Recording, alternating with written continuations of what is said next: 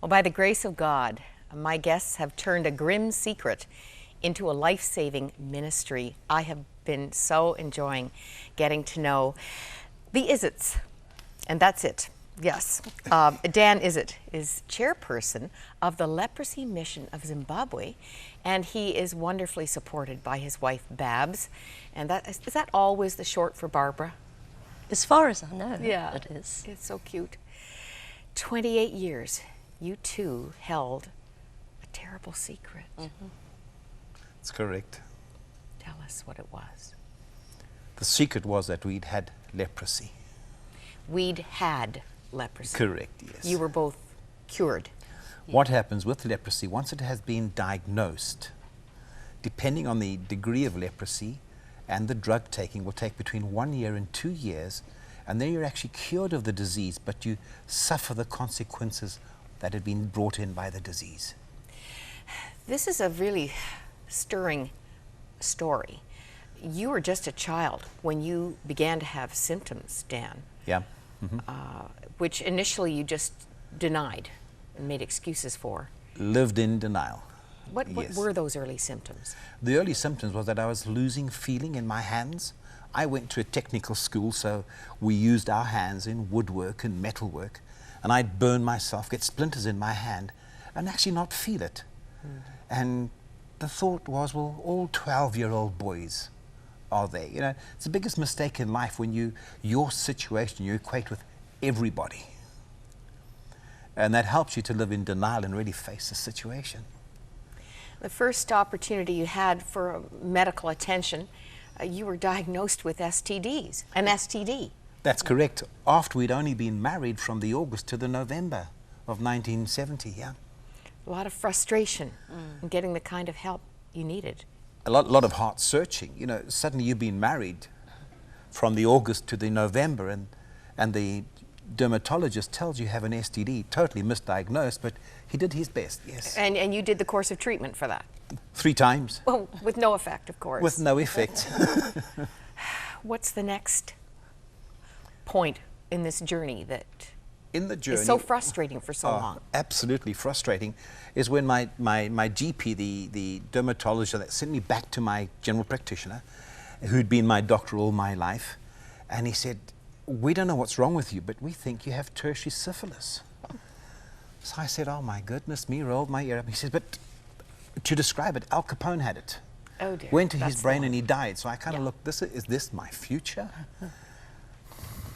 And it wasn't. Then he sent me to a consulting physician, and about 5 months later, he diagnosed us with leprosy. Yeah. What year was that?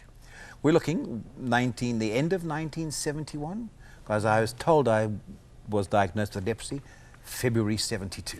And you'd really had those first, you think you contracted the disease in 1952? Somewhere around about there, because if I had the symptoms at the age of about 12, 13, the disease has an incubation period of up to 8 years in your body before it comes out.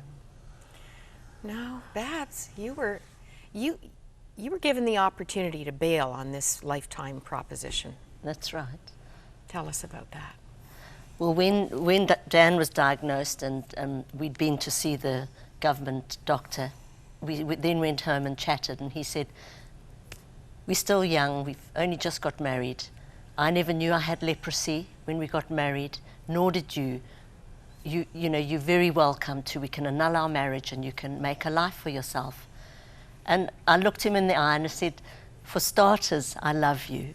Mm-hmm. And secondly, we stood before a group of people and before the Lord and made a vow to love each other through sickness and in health. And it's just been a wonderful journey since then.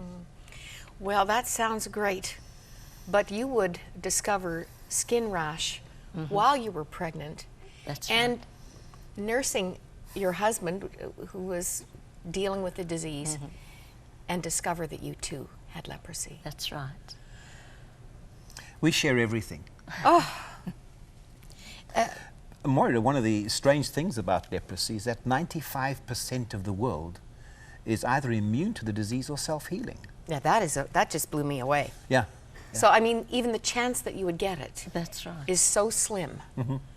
but now you're both dealing with the disease and crazy medical journeys. You were told it was all in your head. To begin with, they said it was a hormonal imbalance because I was expecting our second child, and I came out in these patches. I looked like a Dalmatian. Really? But with red spots? With Would red they be red? spots, yeah. Once you've taken the drugs, because the drugs stain the dye goes into the patches. And then secondly, when I found I had a numb patch here, they said to me, "You're just in sympathy with your husband." And that's when Dan said, "Test her." And that was it. So what were you both facing because of this disease? What was the physical fallout? I mean, Dan, you weren't a missionary. You were a dam builder. Correct, yeah. Roads and dams. Major construction. Civil engineering. Yeah. Your hands. In the early years of the disease, I had lost the articulation of my hands. Now, being in engineering, you do a lot of drawing, design work. I could not draw. And round about the middle of 1972, I almost had to reteach myself to write and do engineering drawings which were legible for people. So it was a process that I had to teach myself all over again, yes. I know at one point you put your right leg into water that was very hot and you didn't feel it, and the consequences of that. What it is with leprosy, it affects the nerves, particularly the extremities. I will sit, my feet never perspire. So what happens is your feet gets very dry, and I wanted to just soften the skin on my heels one day.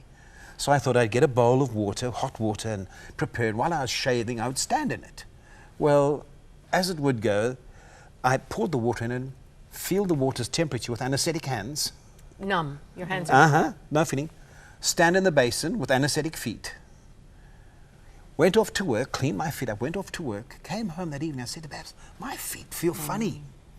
Took my shoes off, and I had literally boiled my feet from my ankles down.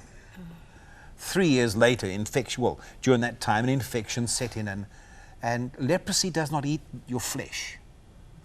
But an infection set in, osteomyelitis, and I had to have my leg amputated. August 1980, yeah. You had a very brave response to that prognosis. Well, you can let life get you down, or you can get life down. We've determined in our lives many years ago we're going to frustrate the devil by the way we live. We have a photograph of you in Niagara Falls with a young supporter of the leprosy mission, and that is your leg. That is my leg.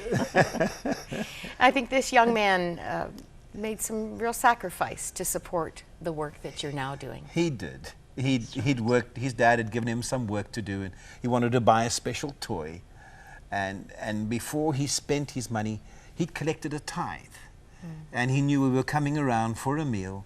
And so when we arrived there, he came over and he'd just given me the tithe, which I suppose was for the leprosy mission in Canada, of his little amount of money that he'd collected. And then we got involved in it, and I showed him my leg, and we had a rip-roaring time of laughter. Babs, what was the fallout for you? You have a baby on the way, you've got the initial signs of leprosy. What became of that? The incredible thing for me was I had only recently become a Christian. So I was just so in love with Jesus, and he gave me the most incredible peace. I used to go up in every prayer line and then look at my Dalmatian spots. But eventually I didn't even notice that they'd gone until finally one day I noticed, my spots have gone. But I had the most amazing peace. It was just an awesome time with God. Now, did the Lord heal you? You said the spots were gone. Yeah, I believe he healed me, but it was a gradual thing. It wasn't an instantaneous healing. And then it wasn't long after that, I had to take cortisone, prednisolone, steroids, I'm not sure what you call them, for 2 years to deal with the nerve pain. Is that the special cocktail of antibiotics? No. No, that's something else. No, those are three. This is what they gave us for pain, nerve pain. It was the only thing that helped. So I blew up like a balloon. I had a wonderful time. Your My husband, body went through some changes. some pretty significant changes. You called her, Dan, the Iron Lady.